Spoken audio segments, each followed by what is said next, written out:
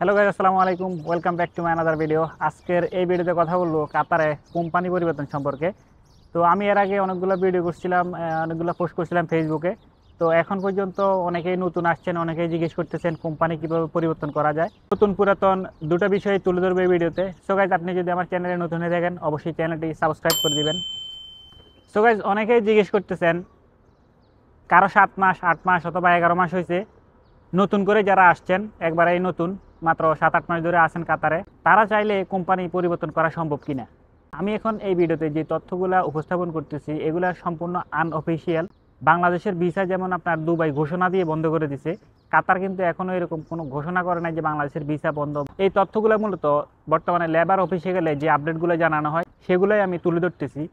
আরেকটা বিষয় হচ্ছে, একটা কাজ আপনি বিভিন্ন উপায়ে করতে পারবেন। আপনি কোম্পানি পরিবর্তনের জন্য এখানে বিভিন্ন উপায় আছে, আমি জাস্ট স্ট্যান্ডার্ড যেটা সেটা তুলে ধরতেছি। কিছুদিন আগে আমি একটা পোস্ট করছিলাম, সেখানে এক ভাই এসে বলতেছে, আমি তো কোম্পানি পরিবর্তন করছি, আমি নতুন আসছি, কোম্পানি পরিবর্তন করা আপনি কেন বলতেছেন যে 1 বছর আগে পরিবর্তন করা যাবে না। তো উনি মূলত ভিসা টু ভিসা চেঞ্জ করছে। এই সিস্টেমে কিন্তু আপনাকে সব কোম্পানি ভিসা পরিবর্তন করতে দিবে না। গাইজ, যে স্ট্যান্ডার্ড যে নিয়মটা আছে আমি সেটাই তুলে ধরতেছি। সর্বপ্রথম কথা হচ্ছে, আপনি যদি কাতারে এসে থাকেন আগে 6 মাস হলেই কিন্তু আপনার কোম্পানি পরিবর্তন করা যেত, কিন্তু এখন বর্তমানে সেটা 1 বছর সম্পন্ন না হলে আপনি কোম্পানি পরিবর্তন করতে পারবেন না। 12 মাস সম্পন্ন হওয়ার একদিন আগেও যদি আপনি আবেদন করে থাকেন সেক্ষেত্রে আপনার রিজেক্ট আসবে। অলরেডি এরকম অনেকেই আবেদন করছে, তাদের রিজেক্ট আসছে। সো গাইজ, লিগেল ওয়েতে আপনি কোম্পানি পরিবর্তন করার জন্য আপনি বর্তমান যে কোম্পানিতে আছেন এই কোম্পানির অনুমতি লাগবে। আর আপনি নতুন যে কোম্পানিতে যাবেন সেই কোম্পানি থেকে আপনি অফার লেটার রিসিভ করা লাগবে। আপনি যদি নতুন কোনো কোম্পানিতে যেতে চান সেক্ষেত্রে নতুন কোম্পানির অফার লেটার এনে আপনার যে বর্তমান কারেন্ট যে কোম্পানি আছে সে কোম্পানির পিআরও বা মান্ডুবের কাছে আপনি সেটা সাবমিট করবেন। কোম্পানি সংক্রান্ত যে কোনো বিষয়ে যিনি হেল্প করে থাকেন তাকেই আরবিতে মান্ডুব বলা হয়, শর্ট ফর্ম পিআরও বা পাবলিক রিলেশন অফিসারও বলা হয়। সো গাইজ, আপনি যদি কোম্পানি পরিবর্তন করতে চান সেক্ষেত্রে আপনার পিআরওর সহায়তা লাগবে। আইনগতভাবে আপনি যে কোম্পানি পরিবর্তন করবেন আপনার বর্তমান কোম্পানিকে 1 মাস আগেই জানিয়ে দিবেন। তো আপনার বর্তমান কোম্পানির যদি সম্মতি থাকে তাহলে আপনি নতুন কোম্পানির পিআরওকে গিয়ে বলবেন আপনার জন্য আবেদন করার জন্য। কোম্পানি পরিবর্তন করার জন্য আপনার যে জিনিসগুলো থাকা লাগবে সেটা হচ্ছে, আপনার কাতার আইডি থাকতে হবে। সবচেয়ে গুরুত্বপূর্ণ হচ্ছে আপনার মোবাইল নাম্বার। আপনি ম্যাট্রাস যে নাম্বারে ওপেন করছেন অথবা ন্যাশনাল অথেন্টিকেশন সিস্টেম যেই নাম্বারে ওপেন করছেন সেই নাম্বারটা আপনার কাছে থাকা লাগবে। আবেদন করার পর আপনি একটা ওটিপি পাবেন, সেই ওটিপি বান্ধবের সাথে শেয়ার করলে পরবর্তীতে অ্যাপ্লিকেশন সাবমিট হওয়ার পর আপনি একটা মেসেজ পাবেন, সেটাতে লিখে থাকবে অ্যাপ্লিকেশন সাবমিটেড, সাথে আপনার অ্যাপ্লিকেশন নাম্বার আসবে। তো এটা আসার পর 3 থেকে 7 দিনের ভিতরে আপনার নতুন আরেকটা মেসেজ আসবে, সেটা হচ্ছে আপনার নোটিস পিরিয়ড।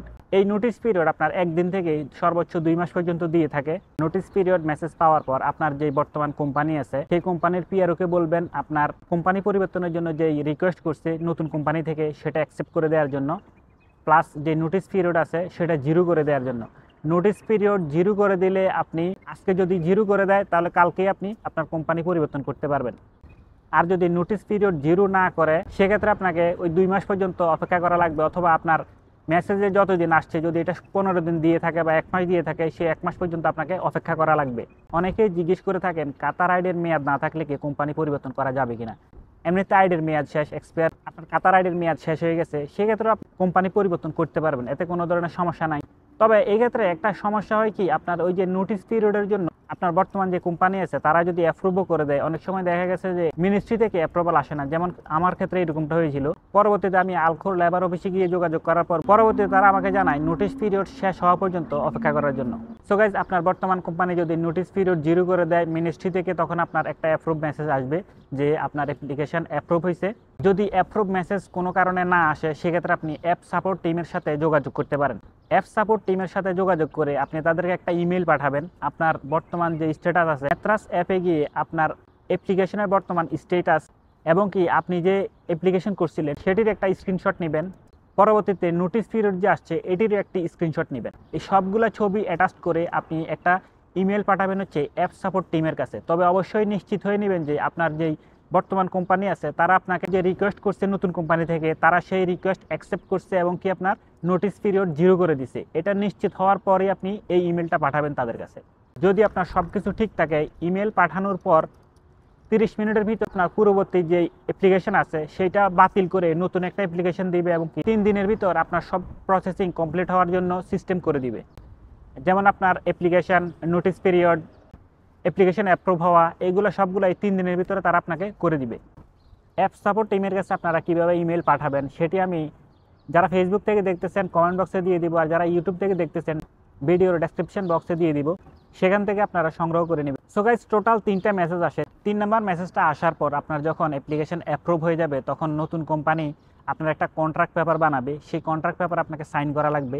এই কন্ট্রাক্ট পেপার সাইন করে সাবমিট করার পর এখানে চেঞ্জের ফি দিলেই আপনার কোম্পানি পরিবর্তন হয়ে, আর আপনার আইডি যদি মেয়াদ শেষ হয়ে যায় সেক্ষেত্রে আপনার নতুন কোম্পানি আপনার আইডি রিনিউ করে দিবে। আর যাদের আইডির মেয়াদ আছে তাদের রিনিউ করার প্রয়োজন নাই, তবে 3 মাসের কম থাকলে চাইলে আপনি রিনিউ করতে পারেন বা আপনার কোম্পানি আপনাকে রিনিউ করে দিতে পারবে। আরও অনেকেই জিজ্ঞেস করে থাকেন যে নতুন করে কোনো কোম্পানিতে চেঞ্জ হওয়ার পর যদি সেই কোম্পানি ভালো না লাগে, সেই কোম্পানি যদি ঠিকমতো বেতন না দেয়, যে কোনো সমস্যার কারণে আপনি এই কোম্পানিতে কন্টিনিউ করতে যাচ্ছেন না, অন্য কোনো কোম্পানিতে ভিসা পরিবর্তন করা যাবে কিনা। আপনি যখন কোনো একটা কোম্পানিতে ভিসা পরিবর্তন করবেন সেখানে 6 মাসের প্রবেশন পিরিয়ড থাকে। এই 6 মাসের ভিতরে আপনি চাইলে আবার ভিসা পরিবর্তন করে অন্য কোম্পানিতে চলে যেতে পারবেন। সো গাইস, এই ছিল আজকের মতো। ইনশাল্লাহ দেখা হবে পরবর্তী ভিডিওতে অন্য কোনো টপিক নিয়ে। আপনাদের যদি আরও কোনো কিছু জানার থাকে সেক্ষেত্রে আপনারা কমেন্ট বক্সে জানাতে পারেন। আমি আপনাদেরকে তথ্য দিয়ে সহযোগিতা করার চেষ্টা করব। তো সবাই ভালো থাকবেন। আল্লাহ হাফিজ।